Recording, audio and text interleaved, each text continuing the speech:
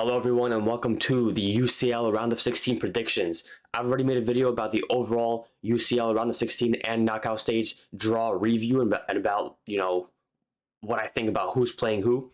But here I'm going to do actual predictions. Now I've waited a bit longer to make this video because I wanted all the teams in the round of 16 to get all their games done, and then I'll give my opinion right before the knockout stage starts. So that's what I'm doing here today, and let's just get right into it. So we're going to start off with Club Brugge versus Aston Villa. Now, obviously, this is one of the more whatever ties in this draw, but it's still a part of it. We have to discuss it. So we've got Club Brugge versus Aston Villa. Now, on the face of it, you expect Villa to go through here, with ease. They're the team with the better players. They're the Premier League team with the, experience. So you expect them to go through, but Club Brugge are going to hold it down against them. Now, they're in the UCL round of 16 for a reason. They're not there for no reason. So obviously at some point they did extremely well, and that point was their last game in this competition, which was away against Atalanta, where they won 3-1. Now, yes, maybe they got fortunate to actually get 3 against Atalanta off the counter and not concede any when they conceded like 5 xg. But the point is that they got the job done. Now, they have some very important players that are gonna change the game for them. Ferran Jutgla is one of them. Hans van Eycken is another one of them. He's a good midfielder for them. Mignolet is going to be expected to make some good saves, especially against bigger teams like Villa maybe. Their defense has done decently overall to, not concede goals. But overall, they have a stable team. Now, when you go to Aston Villa, clearly they've changed their squad a bit in the January transfer window. They signed Disasi, they signed Asensio, and they signed Rashford, and they signed Donyell Malen, who's out for this game apparently.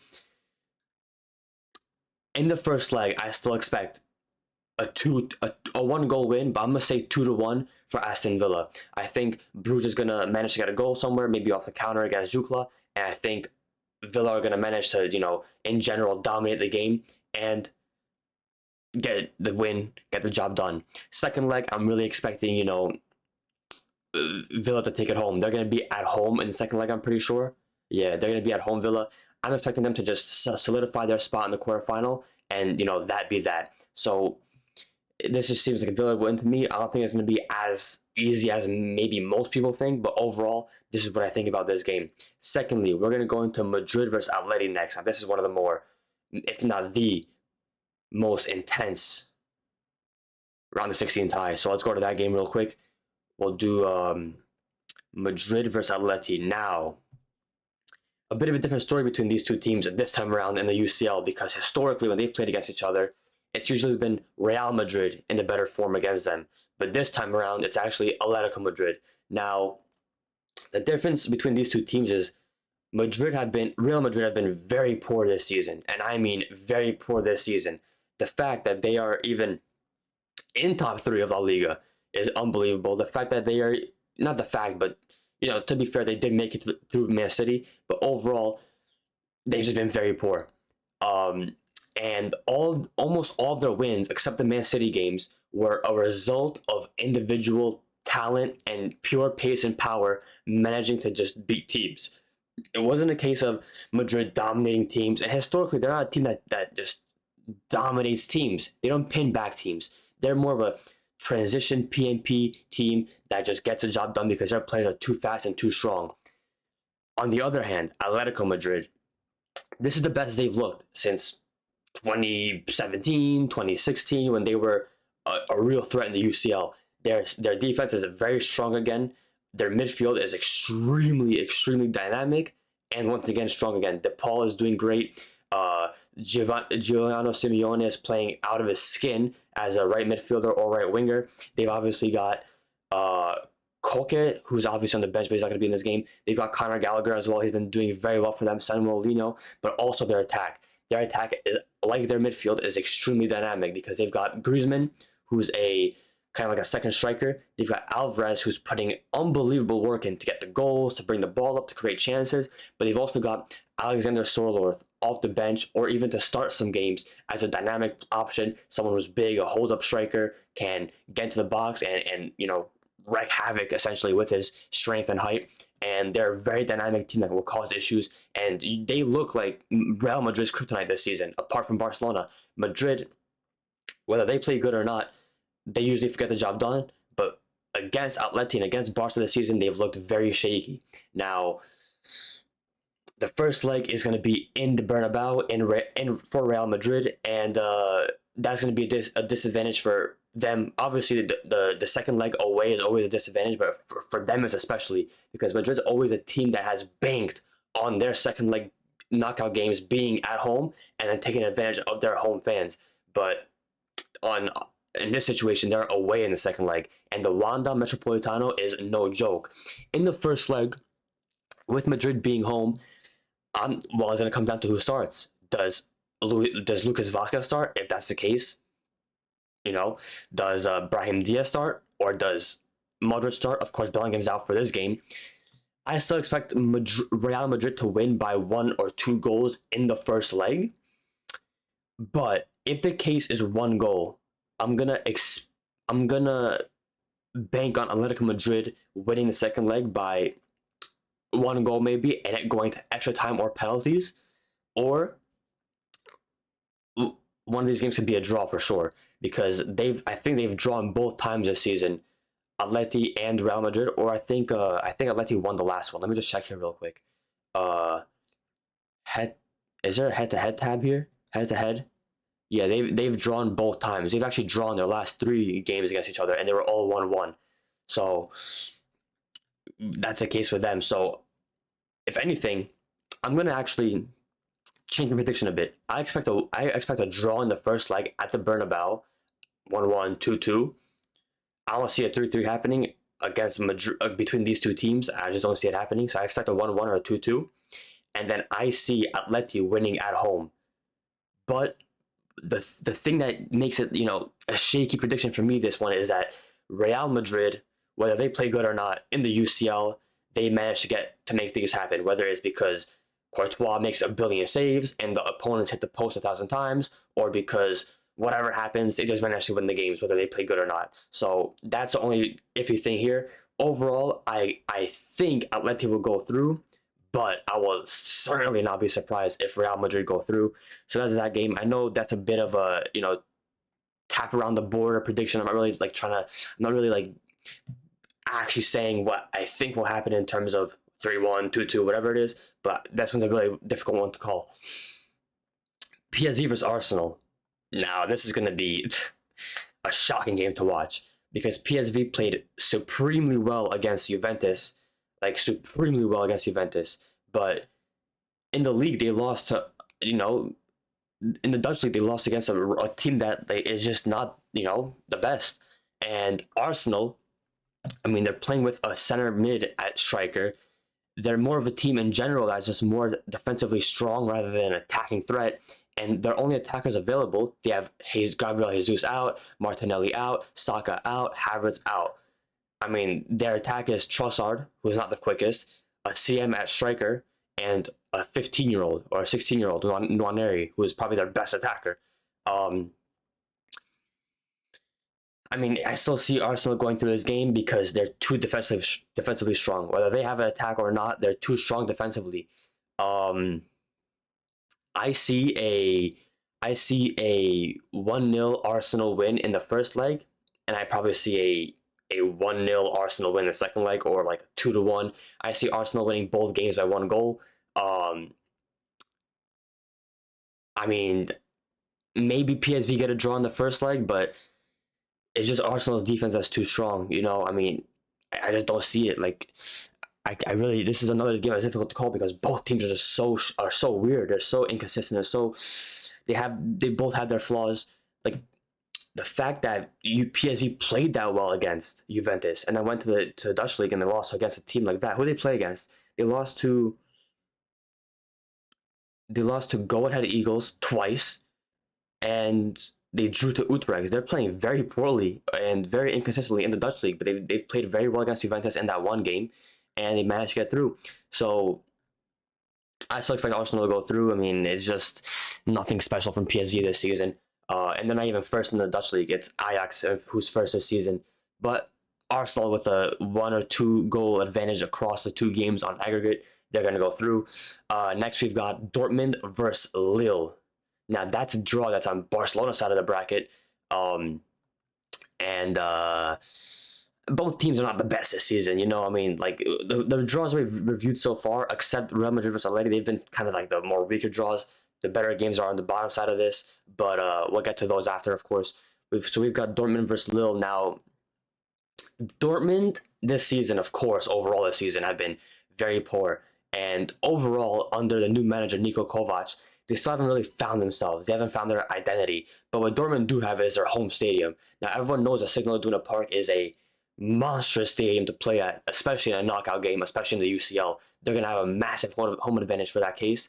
But Lille, they've also not been the best this season. They played a very good game against Madrid in the group stage in the UCL, but overall they haven't been the best. They have some very good players in my opinion. Bouadi has been playing well. Rami Kabea is playing well. Jonathan David, of course, is very good for them, but they are missing Zhegrova. Now, he's one of the more X-factor players for them. He makes a lot of things happen, and they are missing Thiago Santos. But for Dortmund, this is a big miss as well. Felix Mencha is a big miss for them because he holds that midfield down. He is very good for them. And so clearly both teams have their flaws. They both are teams that have not been at their best this season overall. But what Dortmund do have is dynamic players.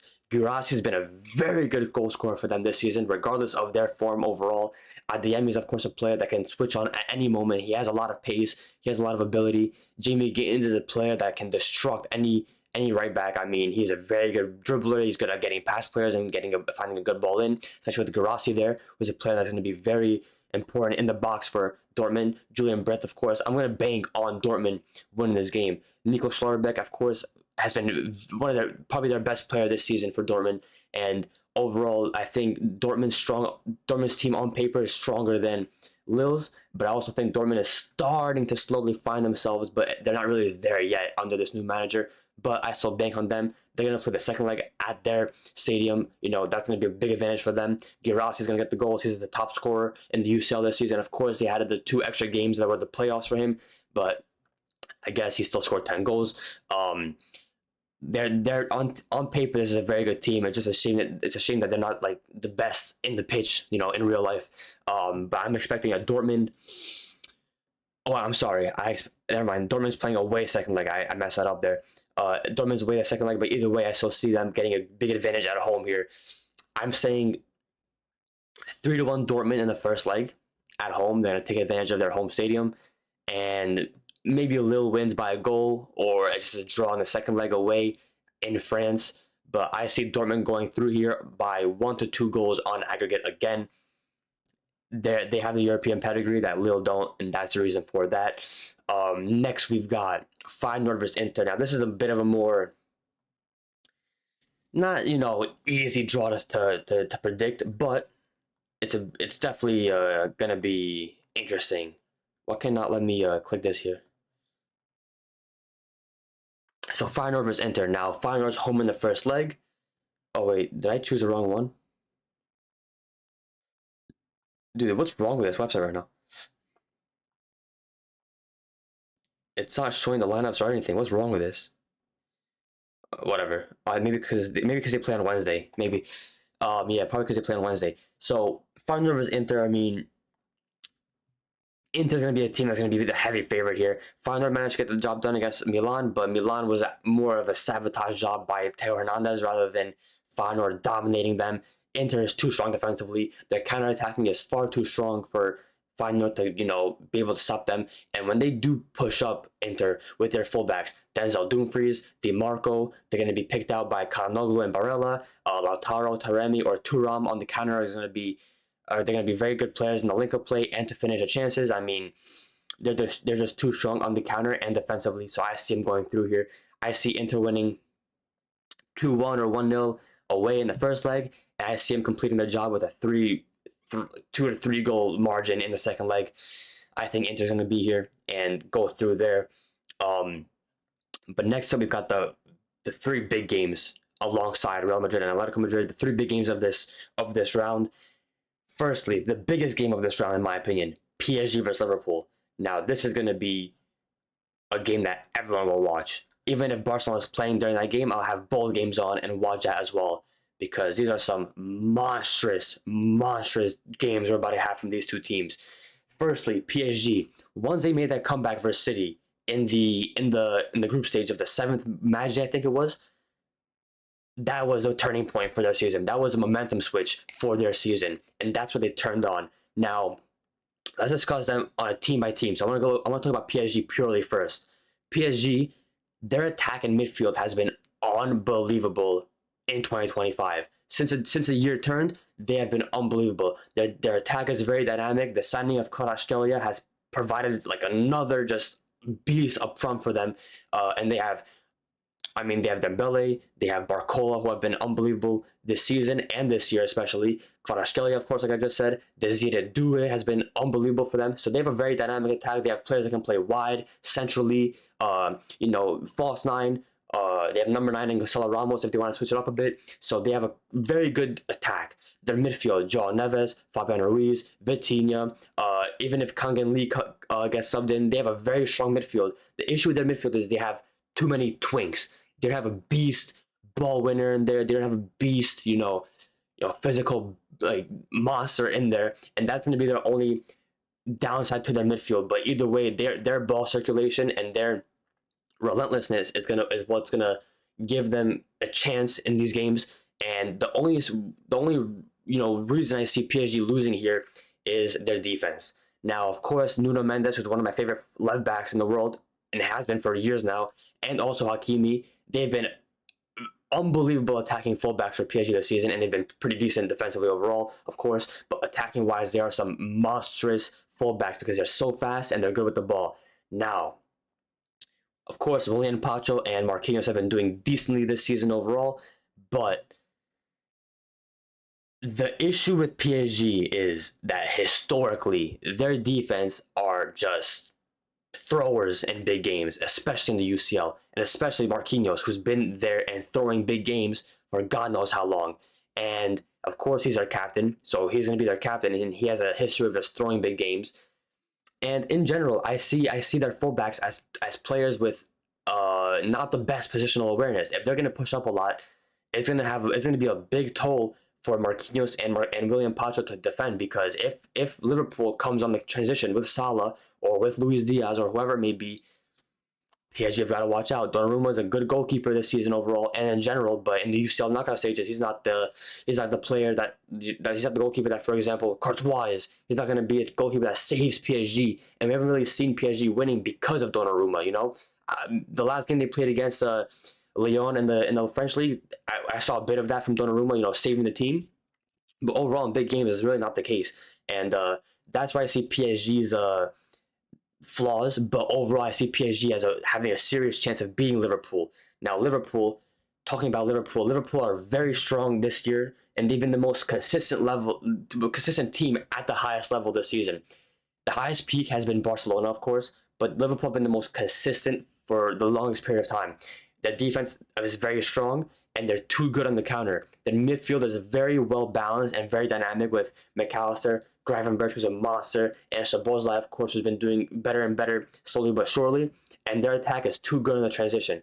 Salah is a great outlet for the transition, same with Luis Diaz, and he's good with dribbling overall. And of course, whether they play Nunez there up top or Gakpo, whoever it is, he's going to get chances and he's going to get opportunities to score goals. Now, Liverpool is more of a team that's defensively strong rather than an attacking threat. And they've been getting the job done all season, but I have seen them performance-wise slip up a bit. I feel like they are seeing the burnout of this Arne Slot system, and it's about time that they do feel the burnout, because it's literally March now, and they're starting to slip up a bit in performances, but they still get the job done, and that's the important thing in the UCL. You have to get the job done. You have to be defensively strong and destroy teams.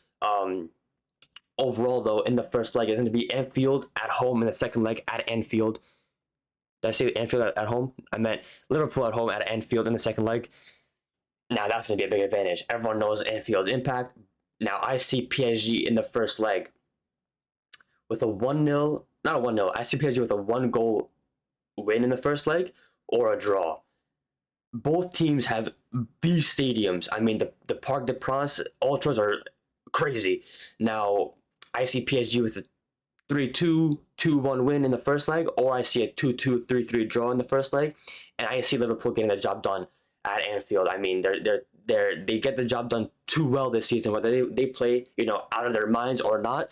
They get the job done too well. Now, of course, PSG's attack is going to be a big threat for them, but Van Dijk and Konate have been monsters. Gravenberch as well in front of them. They're just a very strong team. I see Liverpool getting the job done with like a 1-2 goal aggregate score advantage, but definitely wouldn't be surprised if PSG go through here.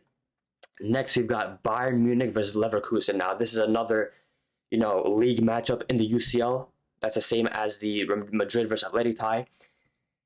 Listen, Bayern have not looked good this season.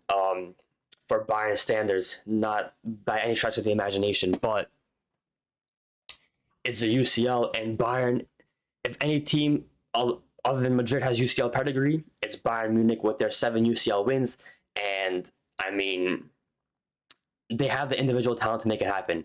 Musiala, they have Kane, they have I guess Neuer, they have Davies, they have. I mean, they have some very good individual level talents, but I just haven't seen them as a great team this season enough. I mean, Leverkusen have been better than them this season. I know Bayern's topping the Bundesliga table, but Leverkusen, especially recently off their recent form, they've been better. I mean, the Bundesliga games, I guess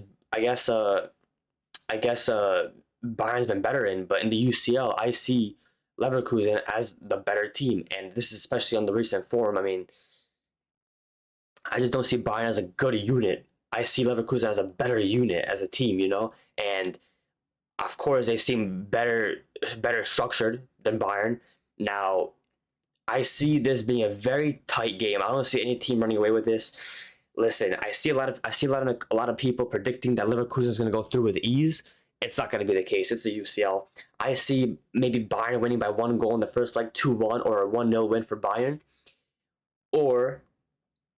And then maybe I see Leverkusen going through based off the second leg. I see maybe Leverkusen with a 2-0 win in the second leg, especially based on their recent game. I think in the recent game, Leverkusen versus Bayern had like 0 shots until the 74th minute, and it was all Leverkusen. But still, I still think no team managed to win there. What was the case with that game? 0-0, but it was all Leverkusen that game. Listen, I see Leverkusen edging it, but definitely do not write Bayern off. This is the UCL. And finally, we've got Benfica versus Barcelona. Now, this is, of course, the last game we're going to review based on this the order of this graphic. But, of course, as a Barca fan, we're going to review this as my most important game. So we've got Benfica Barcelona now. Barca. This is the only draw that Barca plays, the second leg at home. If they get to the quarterfinal and the semifinal, Barca's second legs will be away, which is interesting because they placed second in the group stage. So, like, where's the advantage of that? I know their draw was a bit luckier, but overall, it is what it is. Now, this is going to be high scoring. Barca's the highest scoring team, and Benfica is a team that likes to attack as well. Now, the last game between them, the 5-4, that's not a game you could base the predictions off of because all the goals were spooky. I mean, there was just deflections, own goals, the mistakes, players clashing into each other, penalties. I mean, it was just not football being played. It was just straight up like sorcery, those goals.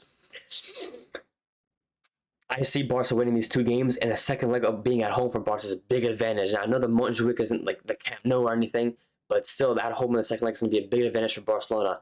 I see Barca winning the first leg by a 1 goal margin, maybe a 3-2 Barca win. And I see the second leg Barca winning by a 3-1, maybe 4-1, maybe 4-2. I see Barca getting through against Benfica by a 2-3 goal aggregate margin, maybe 4 aggregate margin. But obviously, I'm being very optimistic here. It's a UCL, so anything could happen. Any team can cause any team issues. But overall, I'm gonna be optimistic. Obviously, Barcelona fan. So for that reason, I see Barca going through by that many goals. It's a shame that for the games that are after tomorrow, they don't have any of the lineups here yet. But we kind of know. I mean, the main players for Benfica are going to be Aktürkoğlu, Pavlidis, Carreras at left back. I mean, I mean, Otamendi, I'm not sure if Di Maria is going to be fit, but he's also going to be an option for the second leg maybe. And of course, Barcelona, everyone knows them: Olmo, Rafinha, Yamal, Pedri. I mean, Barca's Barca this season. Um, so yeah, that's the overall predictions. I mean, in general, I haven't given direct scores, but I still think that this will be the overall case with these games. 1 to 2 goal margins for most of them, draws in some of the games, and maybe 2, 3, 4 goal margins over on the aggregate for some other games. Overall, very exciting stuff. The UCL knockout stage is back. This is what most fans are interested in. But yeah, let me know what you guys think. I'll see you in the next video, which should be a Barcelona versus Benfica review, which should be on Wednesday. But also, I'm gonna go live on TikTok, and I'm gonna post on TikTok as well. All my socials are in the bio or in the description of this video and the bio of my YouTube account. But let me know what you guys think, and I'll see you in the next video.